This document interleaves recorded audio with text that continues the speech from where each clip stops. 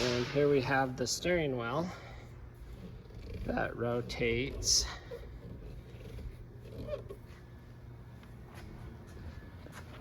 The shaft here. You can see how the steering shaft rotates down through that rag joint, down to the gearbox.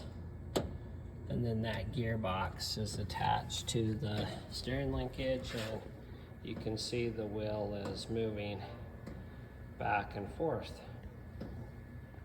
This is the steering gearbox that is attached to the steering shaft coming from the steering wheel. The steering gearbox goes to this pitman arm, and this pitman arm is splined with the gearbox, and there's a nut that holds this pitman arm that goes over to the center link.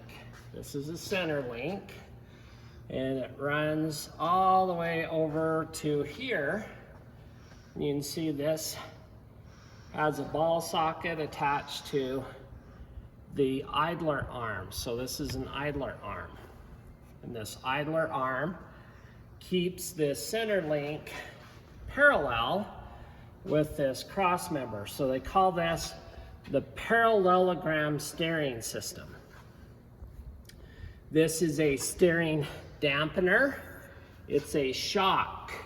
So this shock hooks to the frame and comes over and hooks to the center link to keep the wheel from vibrating, and it makes it stiff. So it's a steering shock slash steering dampener. This center link is attached to an inner tie rod. This is threaded to an adjustable sleeve, and then the adjustable sleeve goes to the outer tie rod, and the outer tie rod is attached to our steering knuckle that allows the wheels to move back and forth. On the opposite side here, you can see this is an inner tie rod, adjustable sleeve, outer tie rod, and steering knuckle.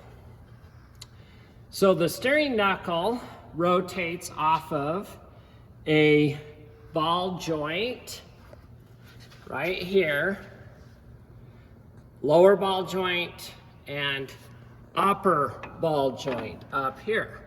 So this steering knuckle right here bolts to the upper ball joint, lower ball joint, and it pivots to allow the wheel to move back and forth.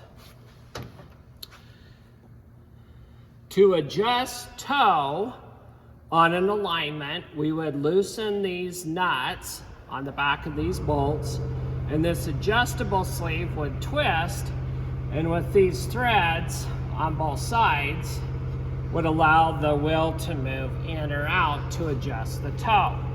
So we adjust toe with these adjustable sleeves.